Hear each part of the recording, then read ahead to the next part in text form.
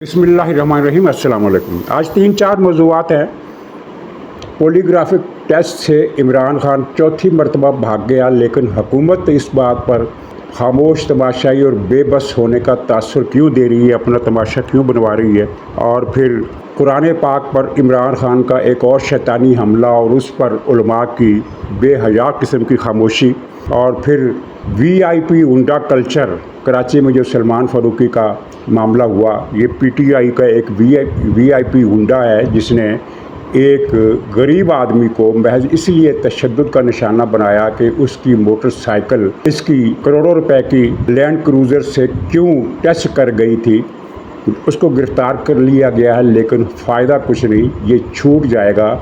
असल बात इस कल्चर की है जो VIP हुंडा कल्चर है, जिसने लाहौर, कराची, इस्लामाबाद समेत पाकिस्तान के बेशतर बड़े शहरों को अपना निशाना बना रखा है। और आज तक किसी मुजरिम को हाथ लगाने की जुर्रत रियासत ने नहीं की। वक्ती तौर पर पुलिस पकड़ लेती है, जब शोर मचता है, मीडिया में बात आ जाती है, वीडियो वायरल होने लगती हैं तो हुकूमत पुलिस गिरफ़्तार कर लेती है। लेकिन उसके बाद क्या होता है? कुछ नहीं होता, क्योंकि जो मेन स्ट्रीम मीडिया है इन ख़बरों का, इन वाक़यात का ताक़ुब नहीं करता, क्योंकि इस मेन स्ट्रीम मीडिया के मालकान भी इसी VIP गुंडा कल्चर का साथ दे रहे हैं। लेकिन सबसे पहले जो मैंने बात करनी है वो ये है कि कुछ अहबाब ने फ़ोन किया कि समड़ियाल में मुस्लिम लीग का उम्मीदवार जीत गया, लेकिन आपने इसमें मरियम नवाज़ साहबा के तरक्याती कामों को क्रेडिट नहीं दिया। ये क्रेडिट बनता है बिल्कुल। मरियम नवाज़ पंजाब में जो तरक्याती काम कर रही है वो काबिल तारीफ़ हैं, लेकिन मैं अर्ज़ करूं कि ये तरक्याती काम जितनी तारीफ़ के और जितनी कबूलियत और मकबूलियत के मुस्तहक हैं, उतना आवाम का जो रिस्पांस है वो देखने में नहीं आ रहा। उसकी अगर मुख्तसर बात करूं तो उसकी 3 वजूहात हैं। एक, मरियम नवाज़ साहबा की जो पब्लिसिटी का ढंग है वो कुछ लोगों को भाया नहीं है। कुछ मिसाल इस तरह की बन सकती है कि कोई शायर जिनका ज़ख़ीरा अल्फाज वोकैबुलरी बहुत अच्छी हो, लेकिन उनको शेर के औज़ान व बहूर का इल्म ना हो या उसका वो ख्याल ना रख सकता हो, तो उसकी शायरी पिट जाती है। वो एक मज़ाहिया अपने शायर याद आ गए, इमामुद्दीन गुजराती, तो वो इसी तरह के बेजोड़ शेर कहा करते थे।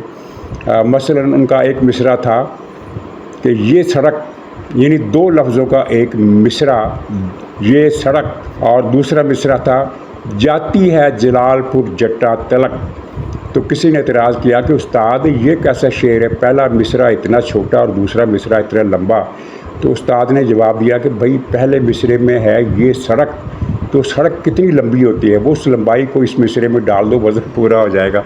तो यानी कुछ बेवज़न किस्म की पब्लिसिटी हो रही है।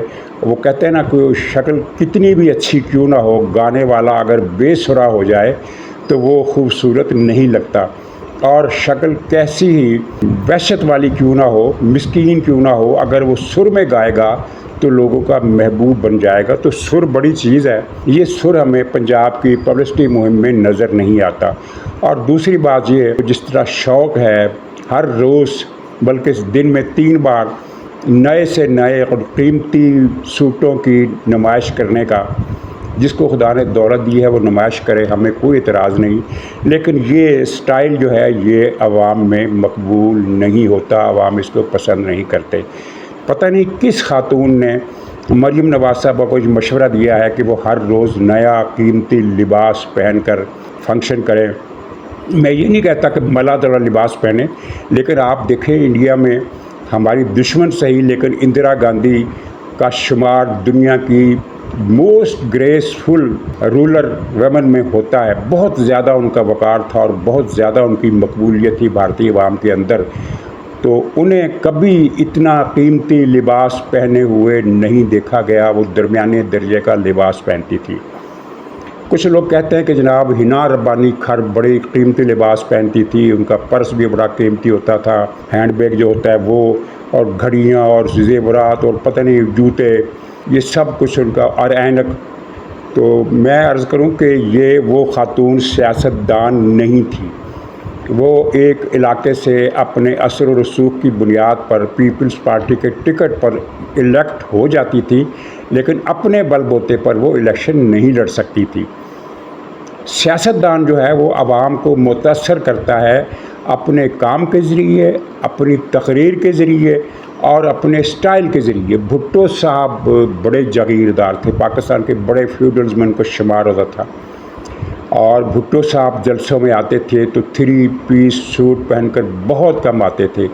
عوامی لباس انہوں نے ایجاد کیا شلوار قمیض کا، اور وہ شلوار قمیض پہنتے تھے، آستینیں کھول لیتے تھے، یہ گریبان کا بھی ایک آدھ بٹن کھول لیتے تھے، اور یہ انداز ان کو عوام میں بہت زیادہ مقبول کر گیا۔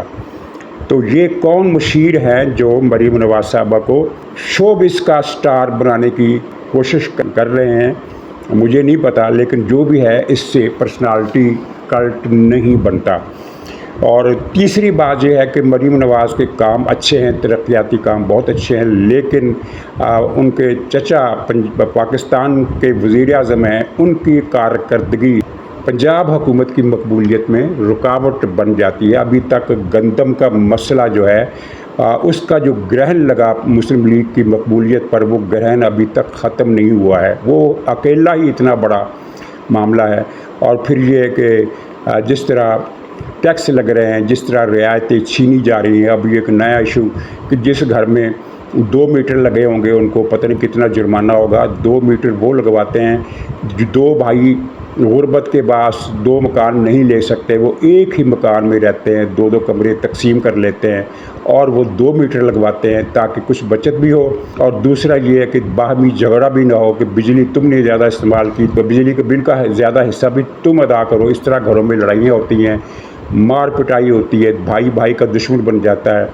تو اگر وہ 2 بھائی ایک ہی گھر میں رہتے ہیں اور وہ 2 میٹر لگوا لیتے ہیں تو لیکن وفاقی حکومت کو یہ قبول نہیں ہے اور وہ ان کے خلاف ایکشن کرنے جا رہی ہے۔ تو اس طرح کے اقدامات کا اثر کس پر پڑے گا؟ لوگوں نے یہ فرق نہیں کرنا کہ چچا کی پالیسی اور ہے، بھتیجی کی پالیسی اور ہے، وہ تو یہ طے کریں گے کہ دونوں جگہ مسلم لیگ نون کی حکومت ہے۔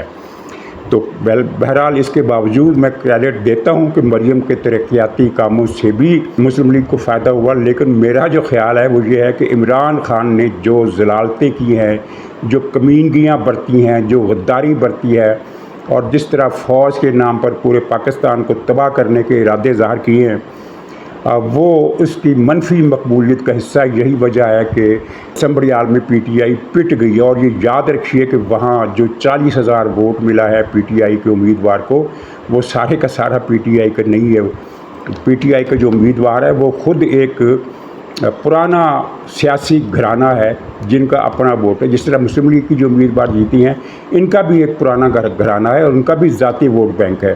اور آپ جانتے ہیں کہ پاکستان کی سیاست میں امیدوار اسی طرح جیتا کرتے ہیں، جن کو کہا جاتا ہے کہ جن کا ووٹ بینک ہوتا ہے وہی امیدوار بنتے ہیں۔ اپنا ذاتی ووٹ بینک 10، 20، 25 ہزار کا، اور 10، 20، 25 ہزار کا پارٹی ووٹ، یہ ملا کر جب 50، 60 ہزار ووٹ بنتے ہیں تو امیدوار جیت جاتا ہے، اور جس کو الیکٹیبل کہتے ہیں۔ الیکٹیبل کہتے ہی اس لیے ہے کہ ان کا ذاتی بینک ووٹ 10، 15، 20 ہزار کا ہوتا ہے۔ اگر یہ ذاتی ووٹ بینک نکال دیا جائے تو سنبریال میں تو پی ٹی آئی کو کیا ملا؟ پھر چھنکنا ملا۔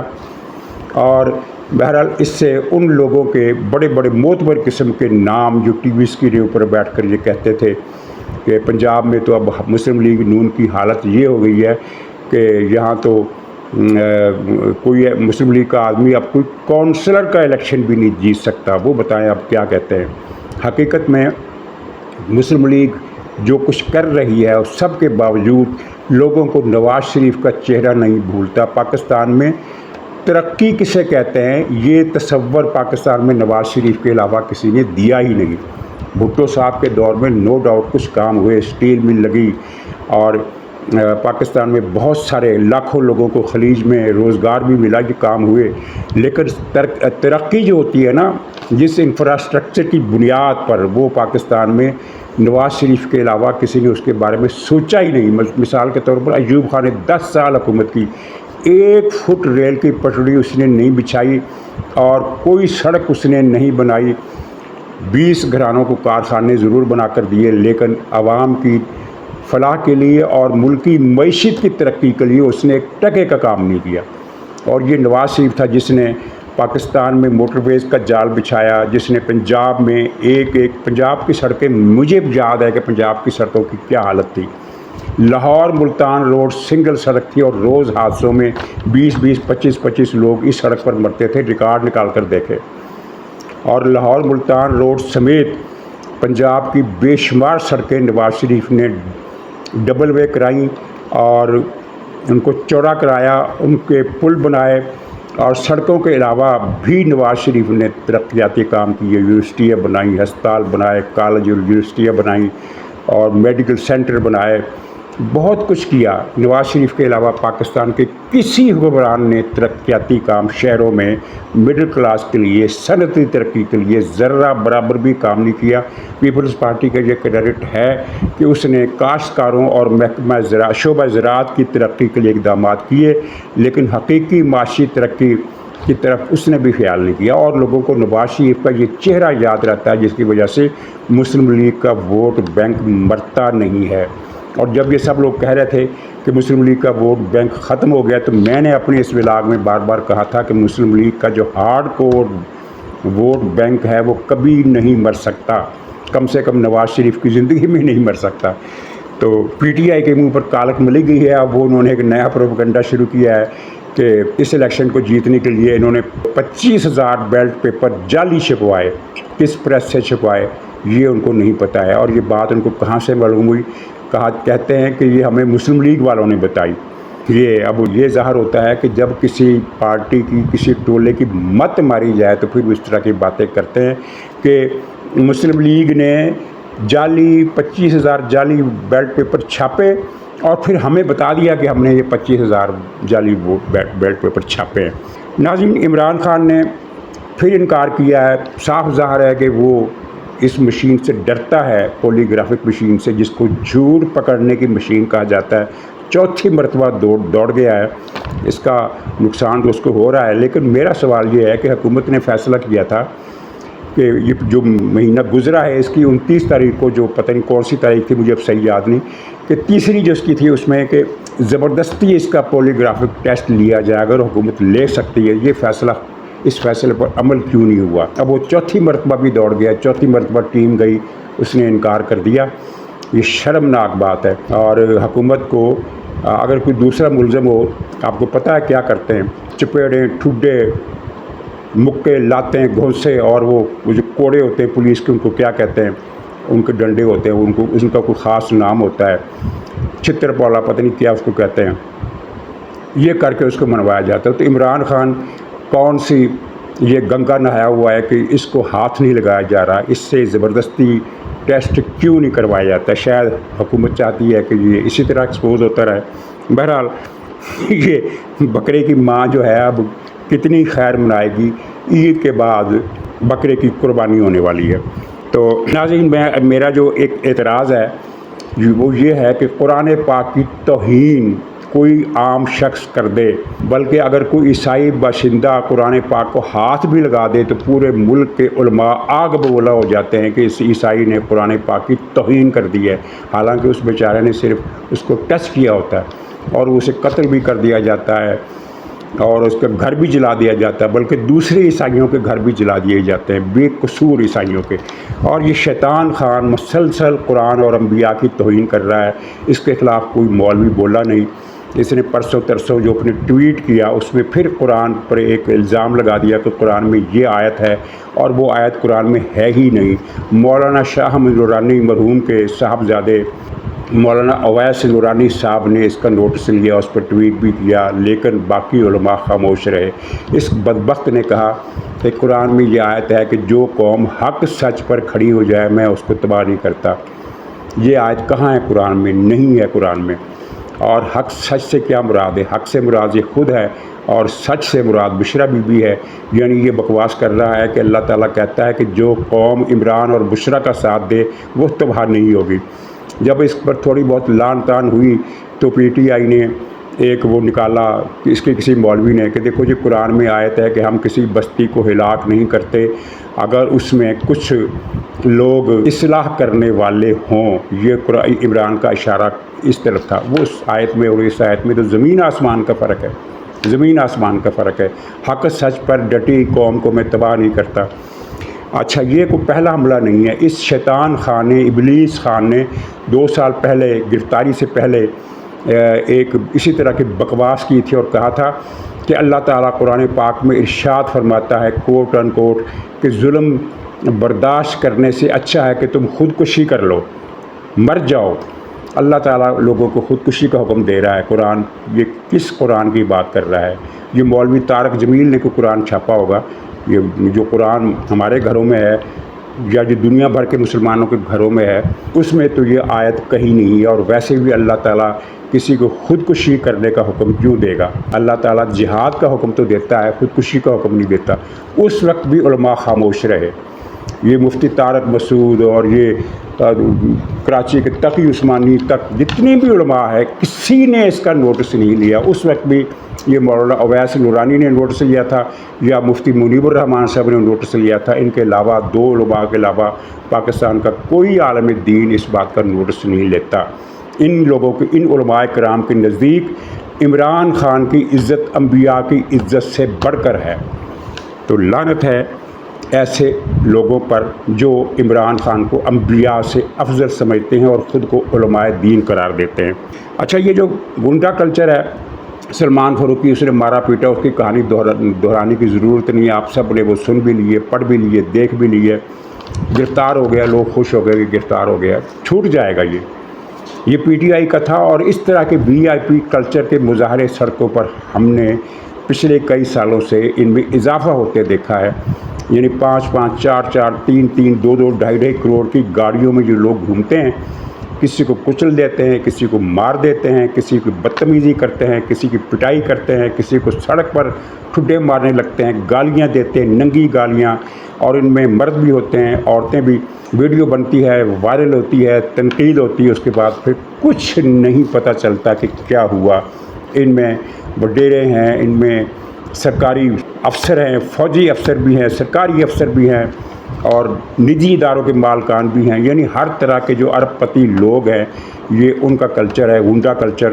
اور اتفاق ایسا ہے کہ ان میں سے 90% لوگ پی ٹی آئی کے ہیں جس نے یہ تشدد اور فرعونیت کا کلچر پاکستان میں پھیلا دیا ہے. لاہور میں 2 سال پہلے ایک لڑکے نے چلتی ہوئی کار میں اپنی گاڑی اس کے پاس لے گیا اور کھڑکی کے پاس بیٹھی ہوئی ایک لڑکی کا ہاتھ اس نے پکڑ لیا اور کھینچا اپنی طرف. تو ان لوگوں نے اس لڑکے کو روکا کہ یہ کیا بدتمیزی کر رہے ہو. اس لڑکے نے اس کار میں سوار 6 یا 7 افراد، 6 افراد تھے، 6 کے 6 افراد وہی قتل کر دیے، اسی وقت قتل کر دیے. اور آج تک اس کا کچھ پتہ نہیں چلا کہ وہ بھی پی ٹی آئی کا تھا، اس کا والد بھی پی ٹی آئی کا نامی گرامی گنڈا ہے ڈیفنس کے علاقے کا، اور کچھ پتہ نہیں اس کا کیا بنا. سب رہا ہو جاتے ہیں، چھوٹ جاتے ہیں، اس لیے کہ عدلیہ سے لے کر بیوروکریسی تک سب میں یہ انہی کے بھائی بند بھرے ہوئے اور وہ ان کو بچا لیتے ہیں. آپ 10 قتل کر دیں، مالدار ہیں، سول جج چھوڑ دے گا. اگر کوئی ناعاقبت اندیش سول جج آپ کو سزا دے بھی دیتا ہے تو ہائی کورٹ میں آپ جا کر بری ہو جائیں گے. ہائی کورٹ میں بھی فرض کیجئے بدقسمتی سے، اور ایسا اتفاق بہت کم ہوتا ہے، لیکن فرض کیجئے ہائی کورٹ نے بھی آپ کی سزا برقرار رکھی تو سپریم کورٹ چھوڑ دے گی اور اس جج کی شامت آ جائے گی جس نے آپ کو سزا سنائے گی. آپ سے مراد یہ جو گنڈا ٹولہ ہے یہ پاکستان میں ہو رہا ہے. کون اس کلچر کو ختم کرے گا؟ کون ختم کرے گا؟ کچھ سمجھ میں نہیں آتا. ایک اندھیرا سا ہے پاکستان کے سماجی فیوچر پر. ہم بڑے خوش ہوتے ہیں ہم نے بھارت کو شکست دے دی، لیکن پاکستانی معاشرے کا کیا حال ہے؟ روزانہ کی بنیاد پر جو خبریں آتی ہیں وہ دنیا کے کسی اور ملک میں اتنی گراوٹ نہیں ہے بد امنی کی، اخلاقیات کی، جتنی پاکستان میں ہے. اور اس کی وجہ یہ ہے کہ یہ جو مترفین کا طبقہ ہے، ایلیٹ کلاس جسے کہتے ہیں، اس نے اس ملک کی ہر شعبے کو گردن سے دبوچ رکھا ہے. تو ناظرین، یہ تھے آج کے موضوعات. 2-3 پوائنٹس اور بھی ہیں لیکن میں ان پر بات نہیں کروں گا. پروگرام ختم کرتا ہوں اس اطلاع کے ساتھ کہ عمران خان کم سے کم اس عید کے بعد بہت ہی برے حالات میں جانے والا ہے، اور پی ٹی آئی نے اس ملک کے ساتھ جو ظلم کیا ہے اور جو غداریاں کی ہیں، میں تو کہتا ہوں، لوگ کہتے ہیں یہ سخت الفاظ ہے، میں کہتا ہوں اس میں غلط 1% بھی غلط ہو تو بتا دو کہ یہ کیا بھارت اور اسرائیل کی پراکسی نہیں ہے پی ٹی آئی ہے؟ کہتے ہیں ہاں ہے، تو پھر میں کہتا ہوں کہ میں اگر یہ اپنے بلاگ میں یہ بات کرتا ہوں تو تم کیوں یہ کہتے ہو کہ یہ سخت الفاظ ہے؟ اگلے بلاگ میں انشاءاللہ ملاقات ہوگی، تب تک کے لیے خدا حافظ۔